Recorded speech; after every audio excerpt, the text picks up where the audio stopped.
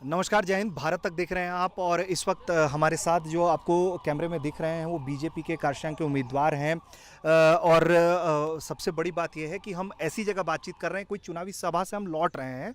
अमित शाह आए हुए थे यहाँ पर, लेकिन मैं पहले आपको एक बारी रोल करूँगा अगर तस्वीरों में, तो ये देखिए, ये एक लंबा जाम इस तरफ से लेकर और इस तरफ तक, जहां देखिएगा सिर्फ गाड़ियां ही गाड़ियां हैं। तो सर, हम आपके प्रचार के बारे में बात करेंगे, लेकिन पहली परेशानी तो दार्जिलिंग की यही है, जाम की। जाम की। देखिए, दार्जिलिंग बरसों से ये जाम भुगत रहा है। वैसे आज अमित शाह जी आए थे, हाँ। तो मतलब रूटीन जाम जो होता था उससे कई गुना ज़्यादा जाम है। नहीं तो मतलब, अब हालांकि ये समस्या भी रही है ना दार्जिलिंग की, इसको सुलझाने के लिए कभी किसी सरकार ने जोर नहीं दिया, मतलब पूर्ववर्ती जो भी सरकारें रहीं। पूर्ववर्ती जो भी सरकारें रही वो सब कटमनी कमीशन इसी पर व्यस्त थे, तो लोगों का ख्याल उनके दिमाग में कभी नहीं आया। तो अभी जो भारतीय जनता पार्टी इस बार बंगाल में परिवर्तन होगी। देखिए सर, बीजेपी की गवर्नमेंट बनेगी, पहाड़ में भी तीनों सीट हम लोग भी जीत रहे हैं, बीजेपी जीत रही है।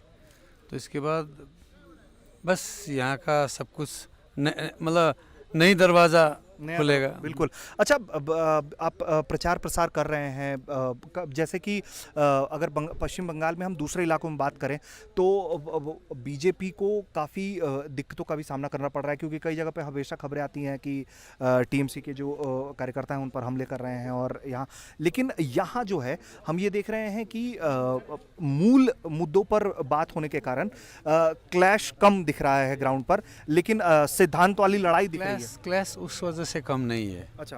क्लैश का वजह दूसरा है। देखिए, अगर देखेंगे तो अशांत तो दार्जिलिंग था, शांत तो नीचे प्लेन्स में था। अभी प्लेन्स अशांत हो गया। दार्जिलिंग में इस बार एक भी हिंसक घटनाएं नहीं हुई। इसकी कारण ये है कि जो अशांति करने वाले थे वो लोग जनता के सामने कमजोर पड़ गए। आप समझ रहे इस चीज़ को? जनता के सामने वो लोग कमजोर पड़ गए। जनता खुद ब खुद भाजपा को लेके आगे आ रही है। तो अब जनता जब सड़क पर आएगी तो अशांत करने वाले जब कम पड़ेंगे तो उनका साहस नहीं होगा। इसी से भी मतलब ये जो सिनारियो दार्जिलिंग में शांतिपूर्ण तरीके से चुनावी ये सब संपन्न हो रहा है, इससे भी एक प्रमाणित होता है कि भाजपा पूरा पहाड़ पे तीनों सीट पर जीत रही है। यहाँ टीएमसी चूंकि चुनाव लड़ ही नहीं रही है, उसके कार्यकर्ता भी ग्राउंड पर नहीं दिख रहे हैं हमें। मतलब मुझे पूरे इलाके में, दार्जिलिंग में, मुझे टीएमसी का झंडा भी नहीं दिखाई पड़ रहा है।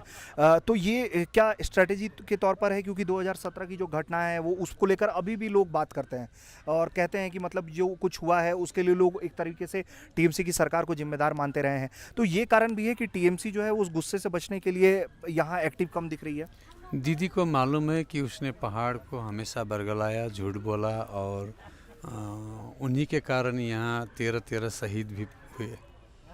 तो दीदी को मालूम है अगर टीएमसी यहाँ पर चुनाव पर उठेंगे तो जमानत जब्त होने की बात तो नहीं, अपने जो भी उठेगा उसका परिवार वाले का भी वोट नहीं मिलेगा उनको। अच्छा, आपका इलाका है कारशांग, वो भी काफ़ी चर्चा में रहता है, वहाँ भी उसकी अपनी कई तरह की परेशानियाँ हैं।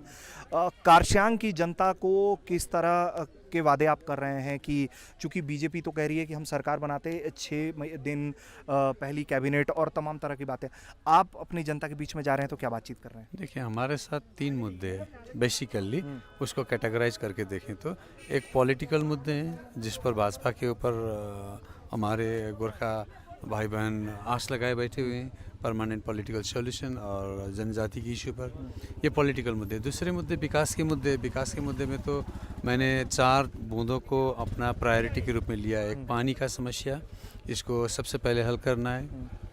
फिर हेल्थ सिस्टम जो है इसको दुरुस्त करना है। तीसरा एजुकेशन सिस्टम को दुरुस्त करना है जो एकदम कोलैप्स हो चुका है।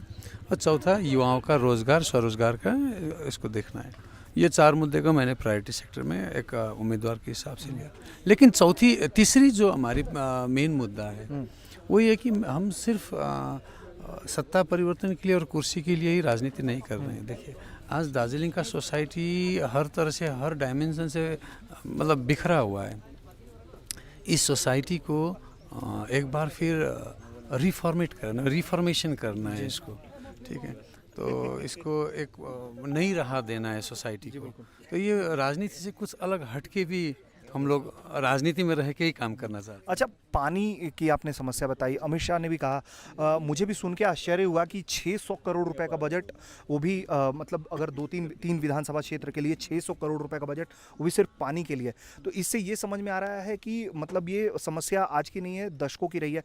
तो क्या इसके अंदर भी पानी सप्लाई को लेकर भी क्या किसी तरीके का उसमें राजनीतिक हस्तक्षेप है? क्या कट मनी उसके अंदर भी है पानी को लेकर भी? देखिए, पानी को लेकर आज तक किसी ने सीरियसली काम किया ही नहीं।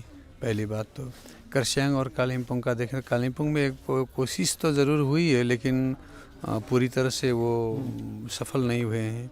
करसियांग में तो काफ़ी प्रॉब्लम है, वो तो रिवर पंपिंग करके करना है, कुछ नेचुरल रिसोर्सेज को भी टैपिंग करना है, कुछ रेन वाटर हार्वेस्टिंग भी किया जा सकता है, कुछ नई टेक्निक वगैरह लिया जा सकता है।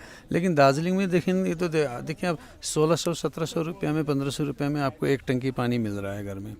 तो जब टंकी खाली होता है तो तुरंत फ़ोन करने से वो लोग पानी लेके आते हैं। जब वो लोग पानी दे सकते हैं तो सरकार क्यों नहीं दे सकते? इसका मतलब इसके अंदर कुछ तो चल रहा है। एक तो नेक्सस की आप बात, नेक्सस कुछ है, तो उसको भी दुरुस्त करना पड़ेगा। उसको भी कहाँ लीक हो रहा है ये भी देखना पड़ेगा। ये लोग कौन सा रिसोर्सेस यूज़ कर रहे हैं, उसके ऊपर सरकार की क्या हस्तक्षेप रहेगी।